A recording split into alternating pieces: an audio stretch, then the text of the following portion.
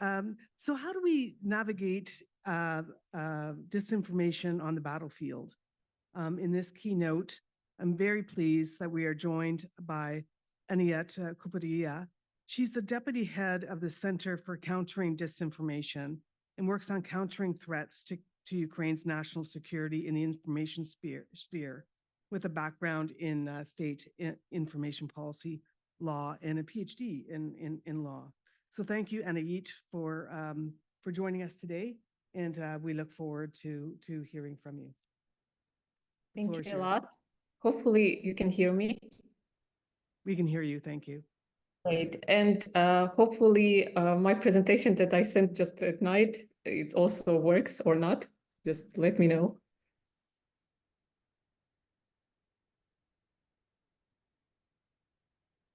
Is it working or not? We see the screen. Yeah, yeah, great. Your deck is up. Yeah. Thank you and greetings, everyone. Thank you for this opportunity because, you know, for us, it's important to explain what is happening in Ukraine and how we are dealing with disinformation. Unfortunately, we have unique experience. That's why we are here and can tell you about our perspective, how we are working. So a little bit introduction about our center, just to explain how we were created. We were created in 2021. In March 2021 by the decision of National Security and Defense Council of Ukraine. And while President Zelensky created the center, he mentioned that we need to become international hub for countering disinformation because unfortunately, we, as Mariana mentioned, that disinformation exists more than just lately when ChatGPT were created. And the point is that before full-scale invasion, before 2021, we had a bunch of really good NGOs, fact checkers, etc. And finally, we understood that we need to go to this level of state organization.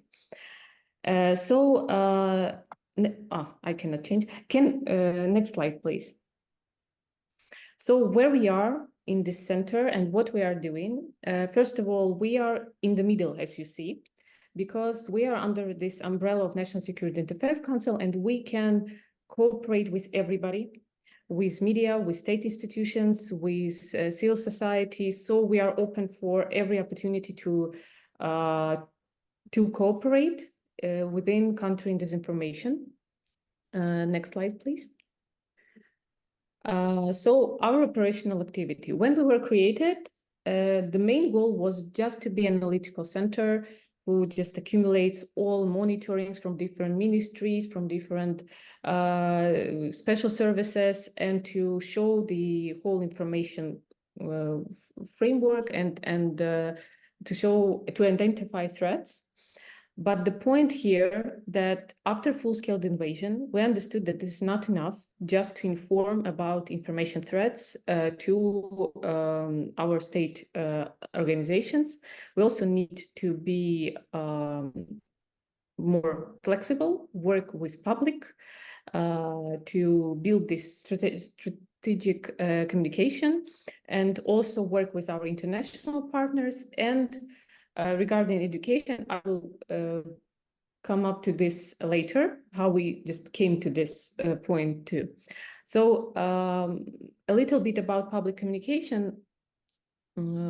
As you see, Ukraine is really open with information, with our people, and even it was a shock for our international partners, where intelligence service even had their Telegram channel or Facebook channel, etc. And our head of the intelligence service is really popular here, and in international field too, because we understood the point here is just not to be silent, because Russians, unfortunately, they using these vulnerabilities that you have in your country, we have ours, And while we are creating, as a state government, we are creating some vacuum, they are using this opportunity to put their narratives in this vacuum.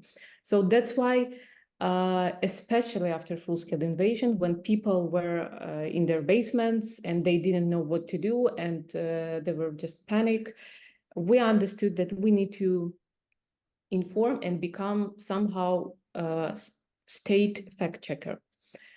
So regarding analytical part, I will just show a couple of our products and how we are dealing with analytical operations. Next slide, please. So this is weekly reports that we are sharing, and we, of course, if somebody who's sitting there is interested, we can share. It's a general overview of the national information space in Ukraine. We see main narratives by direction, and we show how it flow. Also top threats by type. Next slide, please. The second page of this. Next slide, please. Thank you. Main highlights of the week, international experts, that's okay. Then a general overview of the international information space. And the last one, next slide, please. It's all one product. Statements by representatives of the aggressor state regarding Ukraine. So many of people who are working and experts who are working with the Ukrainian field and want to know what is actually happening in our information field can just open this and read this weekly report. Also, we're mentioning on international aspect a lot because we understand that in Ukraine to discredit us and to destabilize our country, but also in different countries. So that's why we are mentioning what we see from our perspective, that Russia discredited us in different fields. So next slide, please. Beside this weekly report, we came, unfortunately, it's in Ukrainian, but I will explain what it is.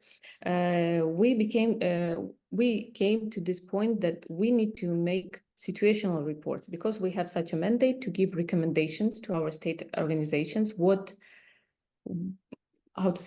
that we identify threat, that we see the amount of views that it is just growing, and we give the options what will happen next by our analytical review, and recommendation what they should do, like create or to monitor, or maybe to make some briefings, etc. So the point here to mention quickly and shortly, because before that we were creating like this big analytical reports to explain how it started, etc.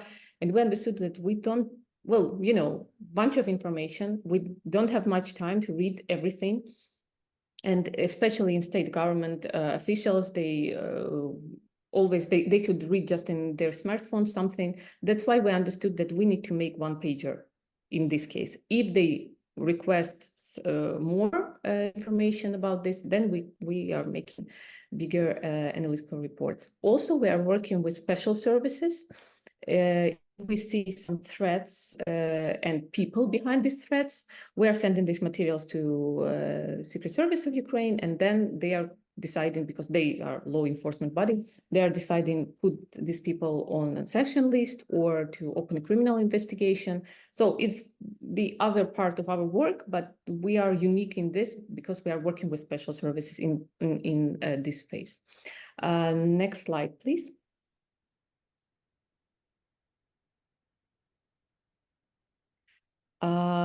What we decided to do, we understood that for Ukrainian people who always hear some narratives which Russia spreads, for example, about deportation and kidnapping of the Ukrainian children, or about black market of weapons, or black market organs like clandestine transplantation or something else. We understood that we need to make big analytical reports with chronological stage, to show how it started, when it started, why Russia, why it became them some people like officials from Russia or other influencers. It's pretty big reports, for example, 85 slides or more. And we understood that we need to put all in this document, and we need to create some content for our international partners, for our partners, for our people, like short videos from these reports. And one of them I can, hopefully I will show you. First video, please, could you show its collaboration with our international multimedia for our international partners? No, first video, it's in the same folder I sent you. Yes, thank you. How does Russian disinformation work? Let's take a quick look at the Kremlin's campaign against Ukraine.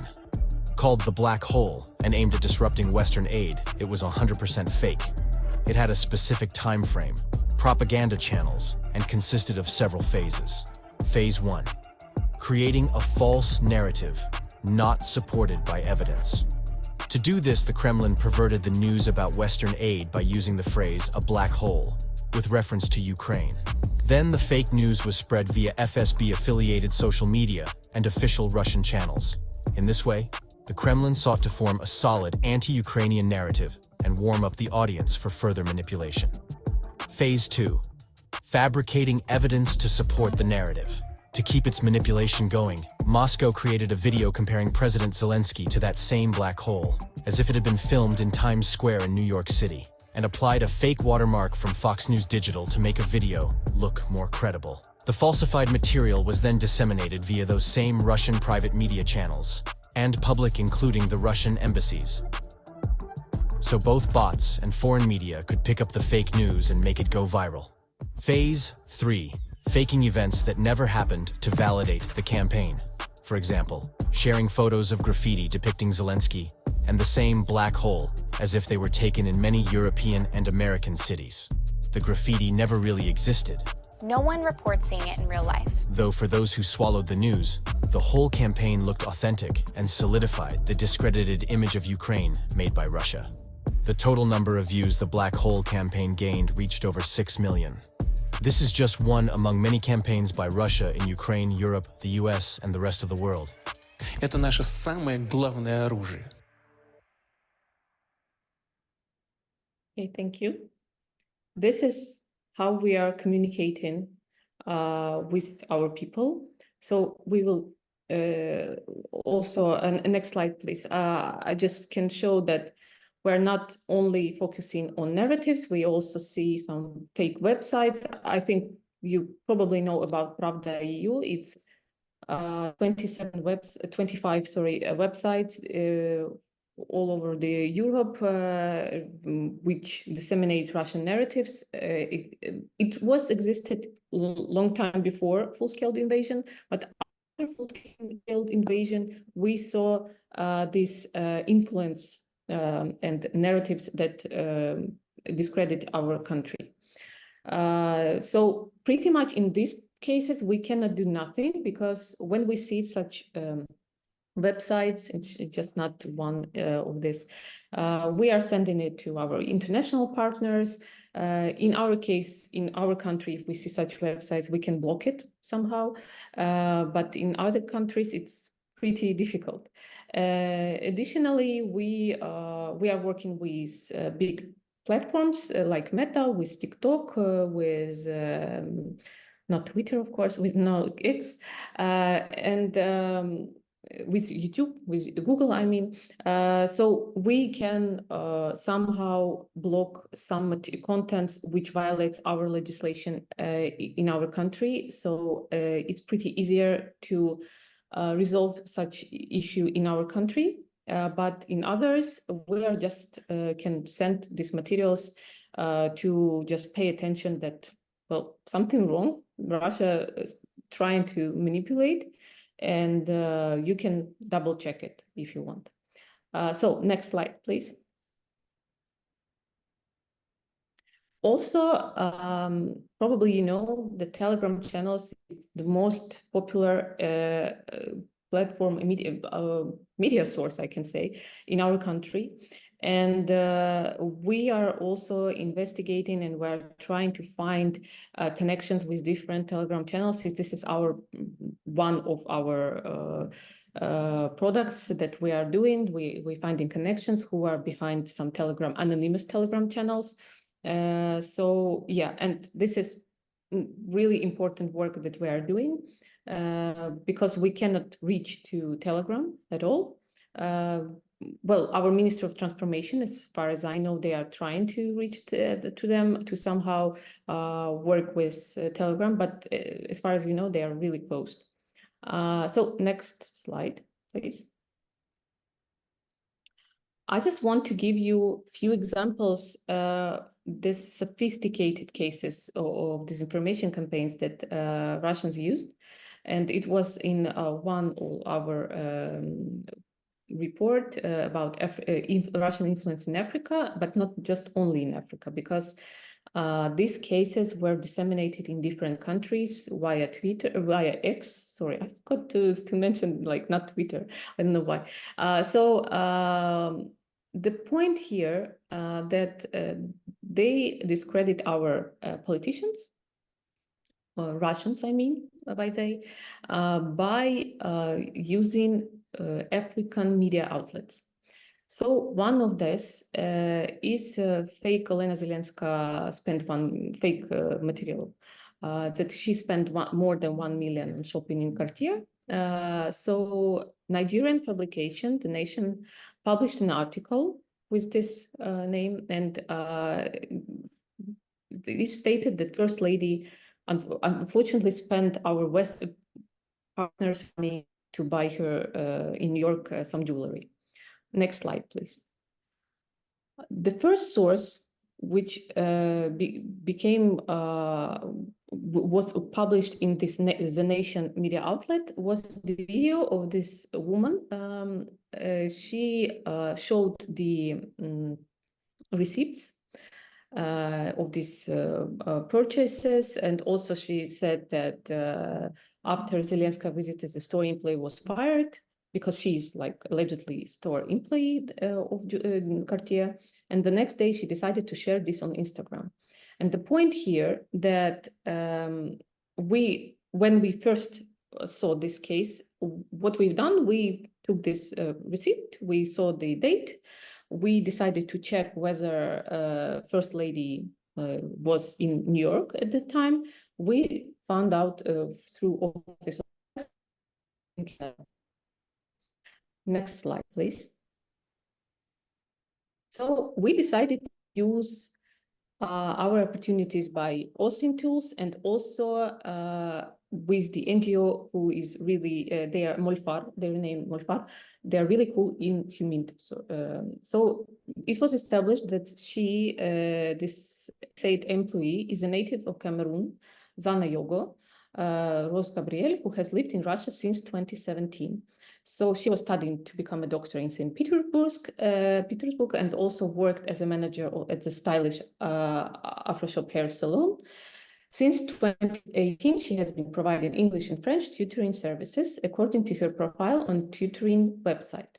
So as you see, she lives in Russia, and that's how we understood that this is connected only with Russia, and this was a big, like not big, but one case of disinformation campaign. This was connected with real person, so it was pretty much easier to find her. But next slide, please. Next cases, I think probably you heard that allegedly President Zelensky bought a villa in Egypt, or he bought some other properties, yachts, etc., in different countries. And in these cases, behind of this, investigations were these journalists. And the point here that they are not existing at all. Because as you see the similarities, yes, they are all in white t-shirt with white wall, sorry. And they all they all created YouTube channels in the same day where they investigated some case, because before that they didn't have any YouTube channels, and they published 1 or 2 videos regarding just the case that Zelensky bought some property. And when you are looking to these videos, you see they're not blinking. Their lips are like somehow opening, but not in a natural way. And we started to find out that some people are existing, but they were like stolen their identity, because this Sabina Mels, if you see, she's American. Well, she mentioned that she's a German citizen, but she is really American citizen, and she's food blogger. So the point here that this is more sophisticated cases, and it's really hard to find the way that you can prevent these cases, because people in their smartphones, they are not have much time to whether check and fact check whether it is true or not. They saw it and that's all. That's why we are trying to make such videos in the previous slides. Next slide, please.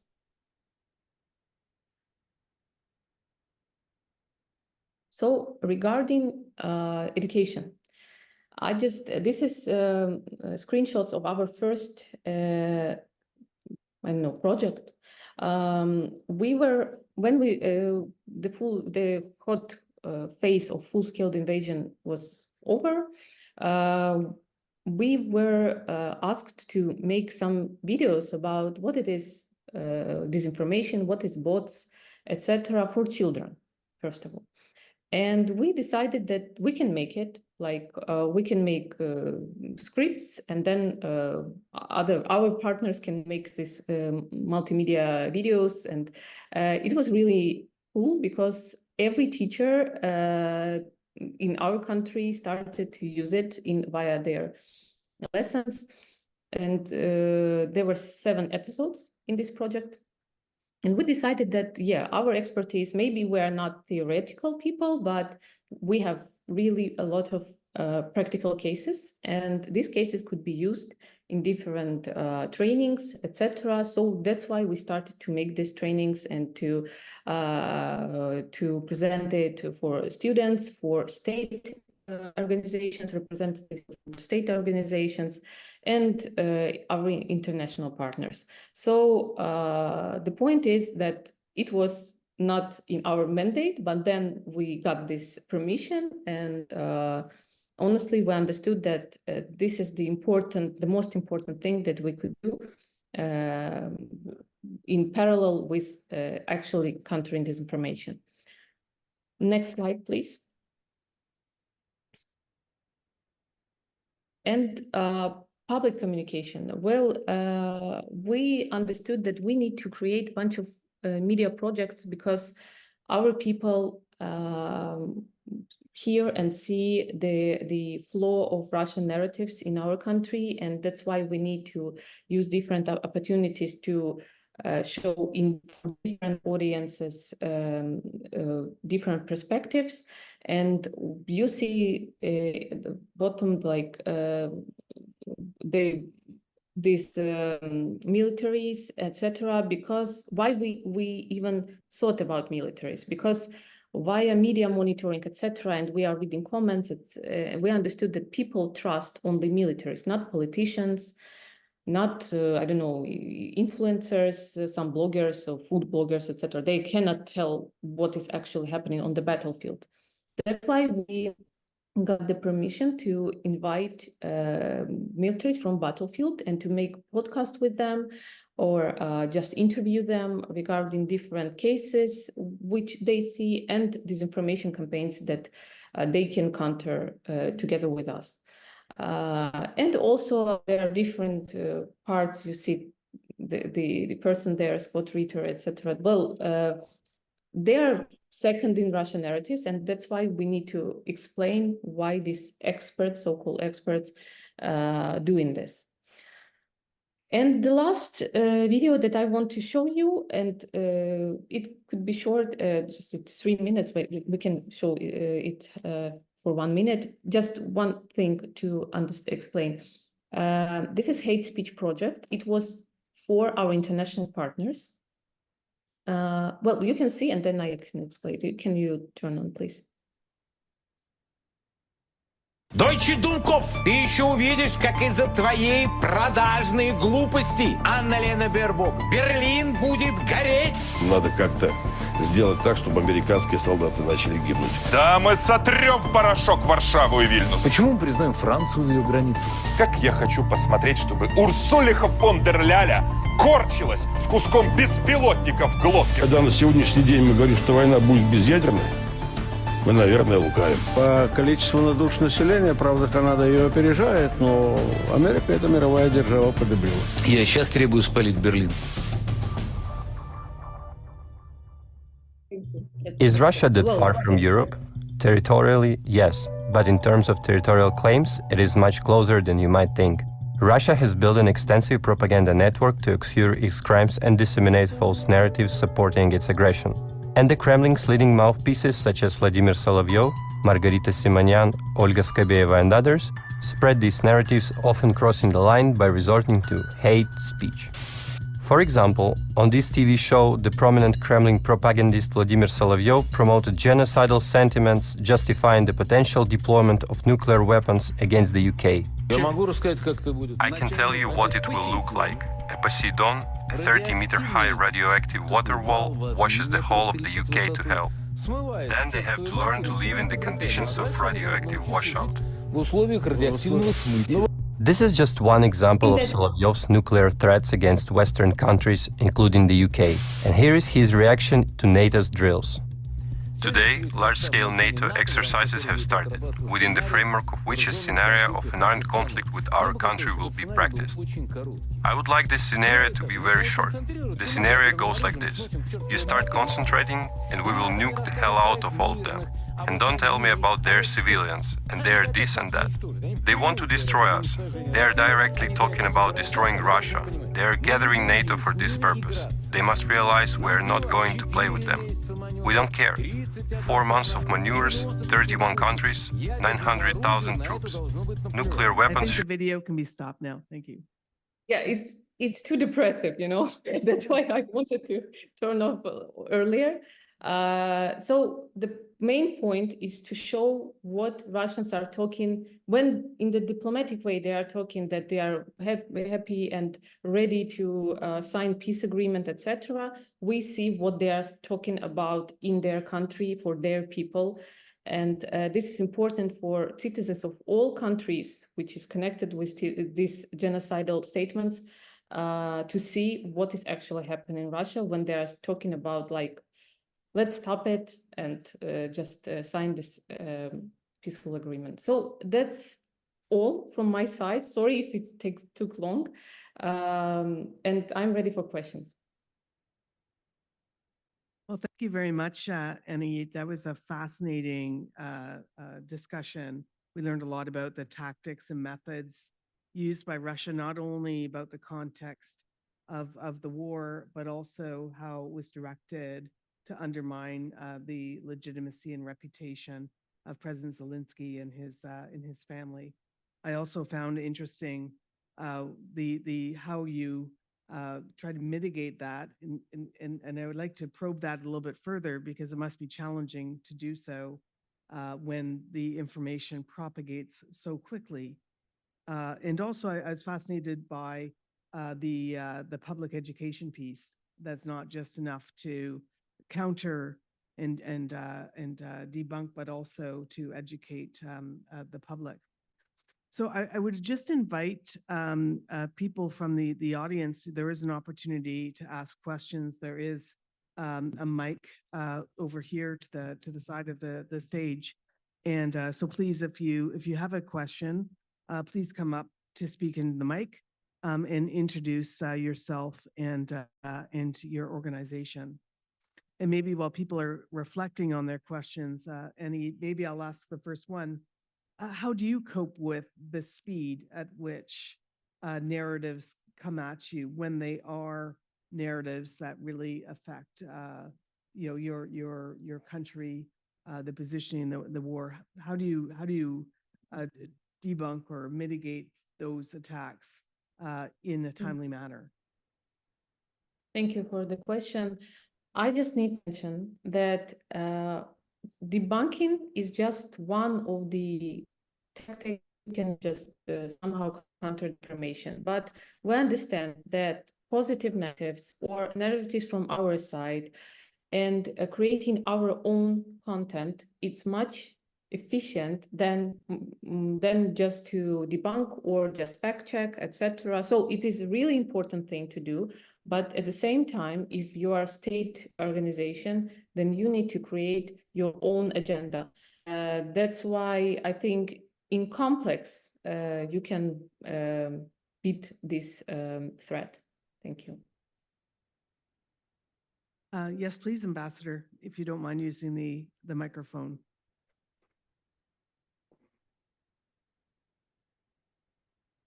Good morning, Jari Villen, the Finnish ambassador in Canada.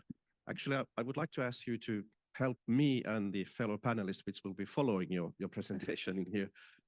Would you give your assessment that what kind of effects and what kind of consequences you see from the European Parliament elections, and what do you see the Russian propaganda and disinformation affecting those election results, which are actually, we know now the results, we know that there's a surge to the extreme right in the European politics at the moment.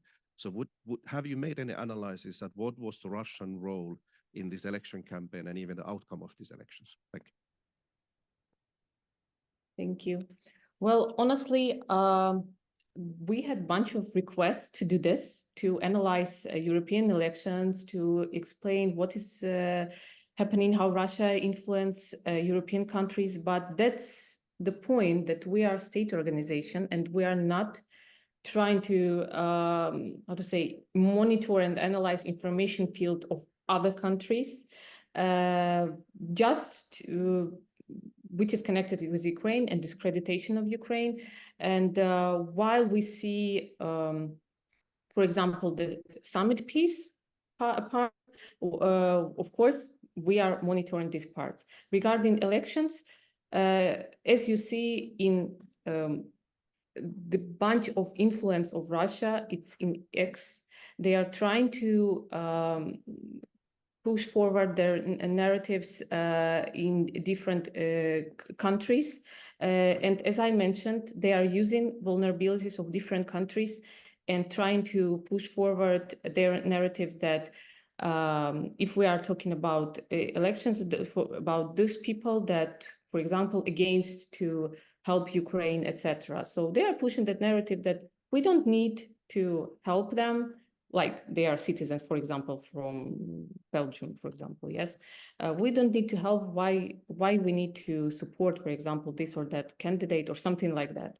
So the point is to build that narrative, that why we are doing this, why we are helping, and to not create the vacuum that Russia easily could use. So I can give some concrete things now, because as far as I'm state representative, I cannot say about different countries, the Russian influence in different countries, only regarding Ukraine. So regarding Ukraine, it's to reduce aid to Ukraine. And this is really important for us to put our agenda and to explain why we need it. Thank you. Yes, please. If you could come and use the microphone.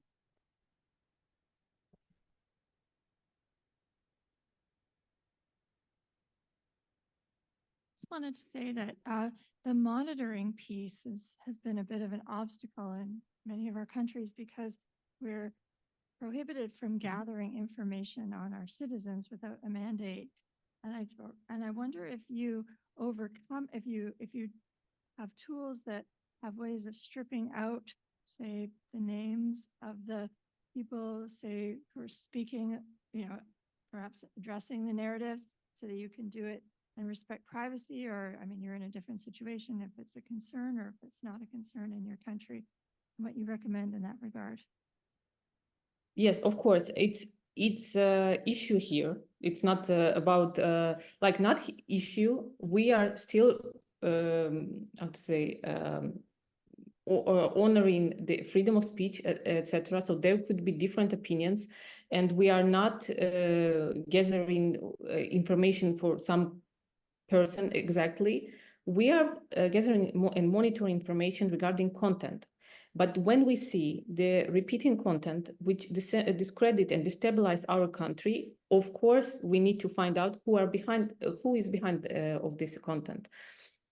And the point is, for example, there were one case about deepfake with ex-ship commander Zaluzhny, when his assistant unfortunately died because of some of his friend gave him grenade and it exploded in his hand, and that's why he died. And at the same time, there were information attacks regarding political tense between President Zelensky and ex-ship commander Zaluzhny.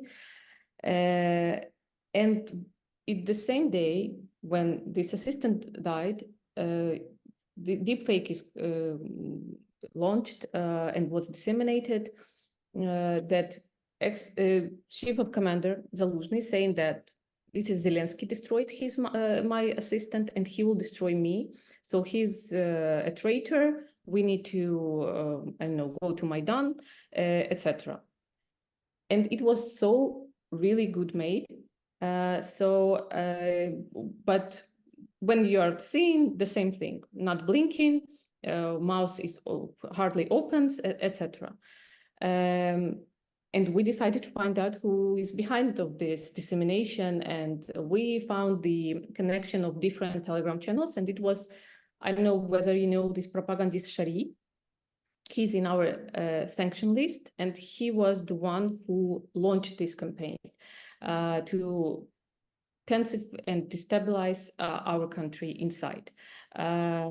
So in these cases, of course, we are sending this material to Secret Service of Ukraine. And while other countries saying that, well, maybe it is not good point to do, well, of course, we are in the wartime and we have more opportunities to do this, but we cannot underestimate information influence, like malign information influence from different countries.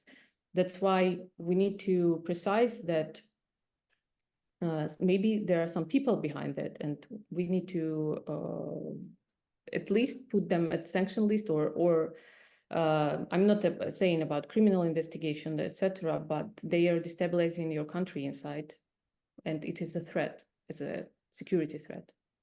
Thank you very much. So we have 3 questions lined up, and I think that's all we can accommodate. But just to remind you, if you wouldn't mind introducing yourself before you pose your question. So please.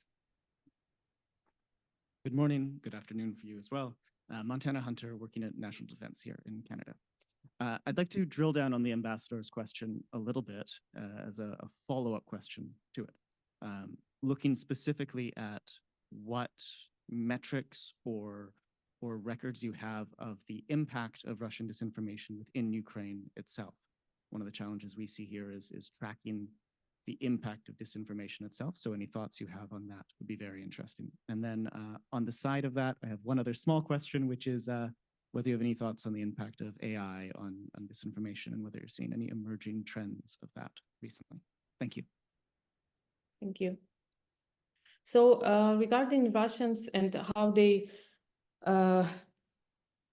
influencing, I just can say that they are using the most complex way to starting from text, warm-up narratives, etc., till the points when they are creating fake people and they are disseminating what they disseminate. So when we are talking about AI or other means that they are doing, I must say that they are just growing. They are become better. Yesterday, our even Lithuanian partners were there here, and they were asking about which the most complicated and I don't know, comprehensive method they are using. I'm just saying that they have so many sources, not just only in technical things, but also with people. We see a lot of people in different organizations which disseminates Russian narratives, and then when they appoint them, they are trying to sue you, and it's hard to explain in different countries why we are just paying attention to this. We're just saying like, be careful, this person is probably he's working for Russia. And but regarding technical means, I mean, Telegram channels, I mean, fake websites, when they are creating fake, for example, New York Times website and put there some articles, or bots, or fake cartoons, or different, really, I just can tell you about this all night, all morning, and they just growing. As I said about deepfakes, for example, about Mr. Zaluzhny, when full-scale war started, they created this really bad quality deepfake with President Zelensky, that he said that we should capitulate, we should stop, etc. Russia is winning, and that's all. It was so bad made that my daughter, 7 years old daughter, she would understand that this is probably deepfake. In 2 years, they are making really better quality deepfake.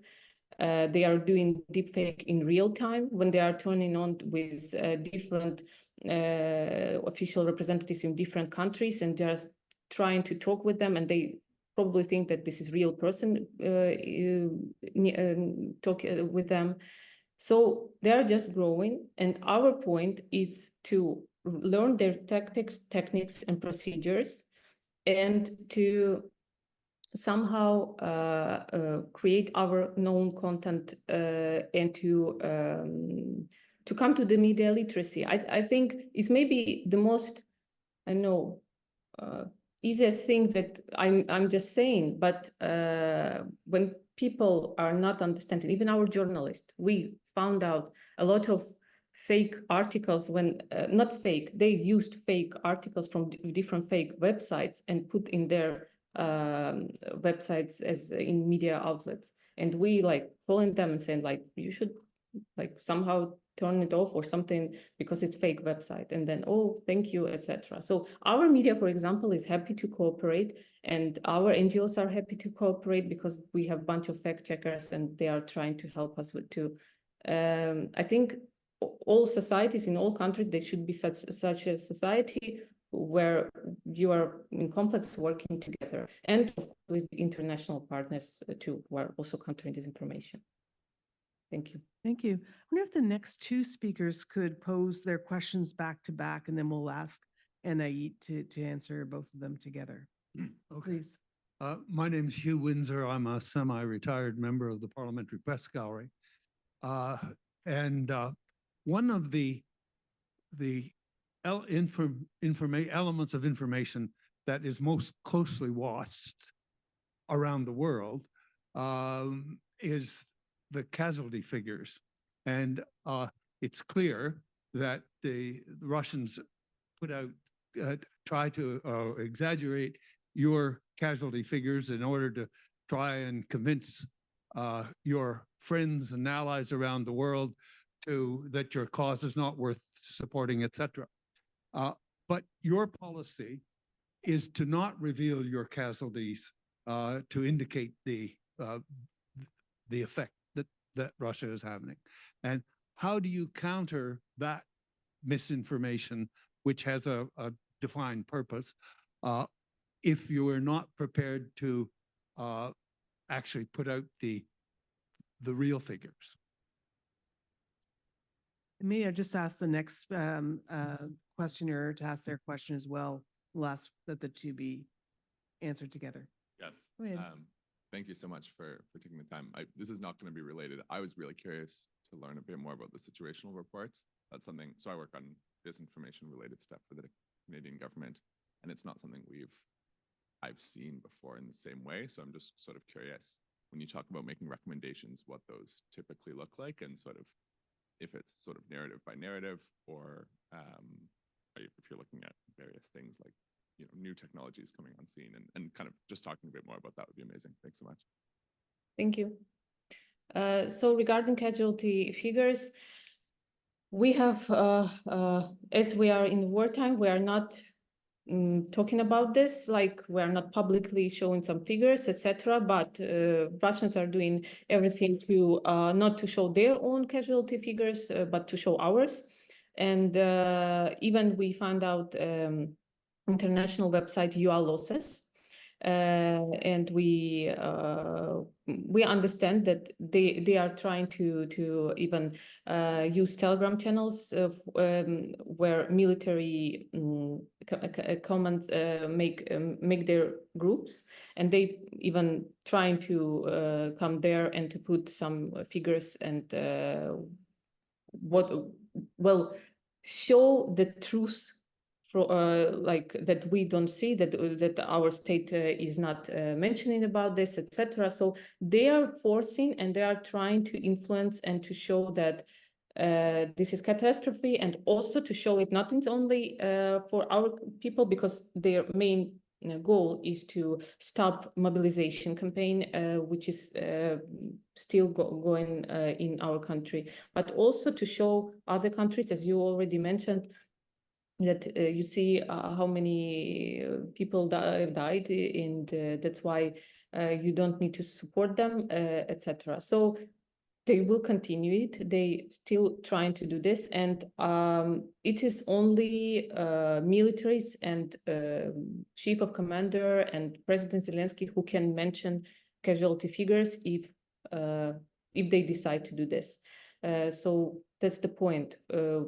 Russians are not telling the same truth that they want to in their country, about their country, but they are trying to push forward that narrative that we are so close and we are not talking about this.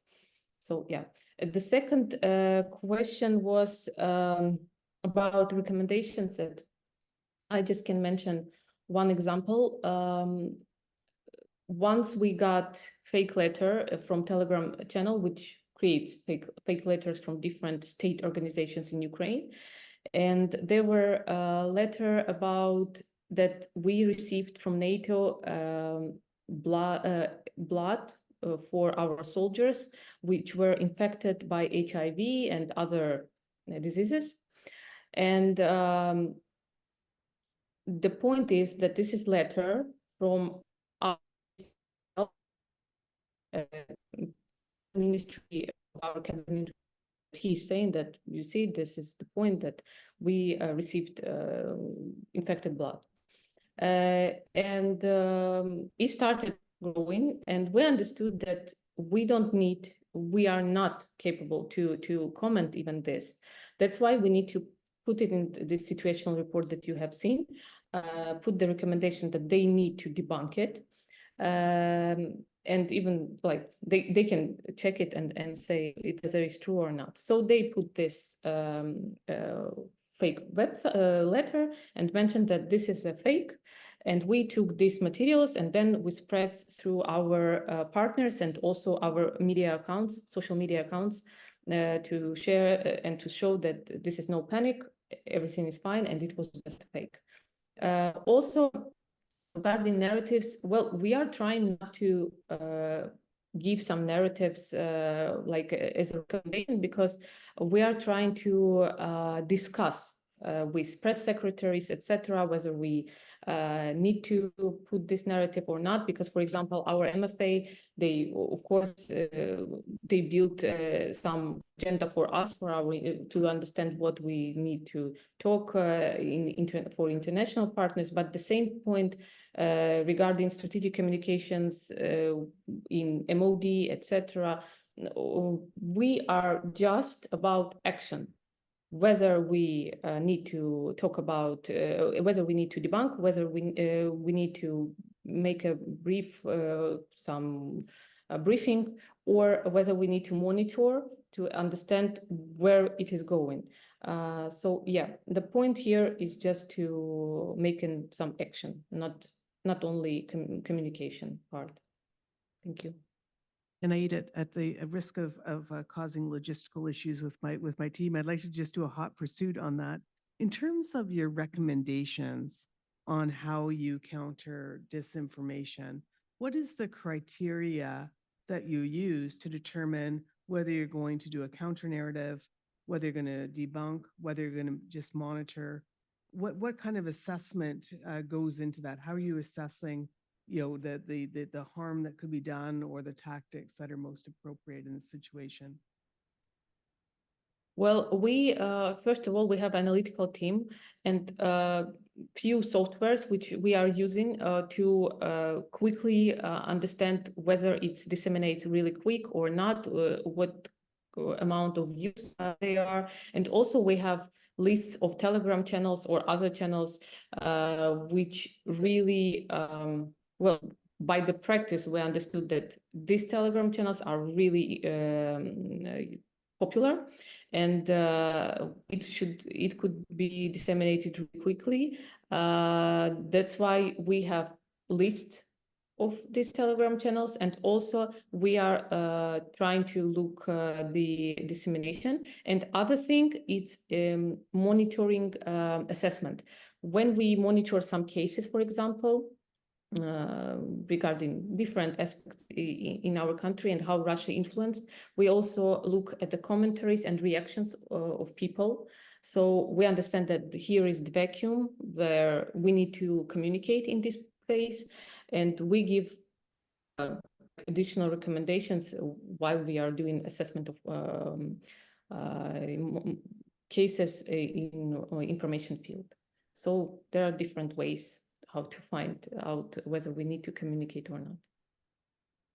Well, thank you, Anayit, for the time that you spent with us this morning. I think it was a very enlightening presentation. We learned much about the tactics, the methods, how you mitigate disinformation in the context of the war with Russia.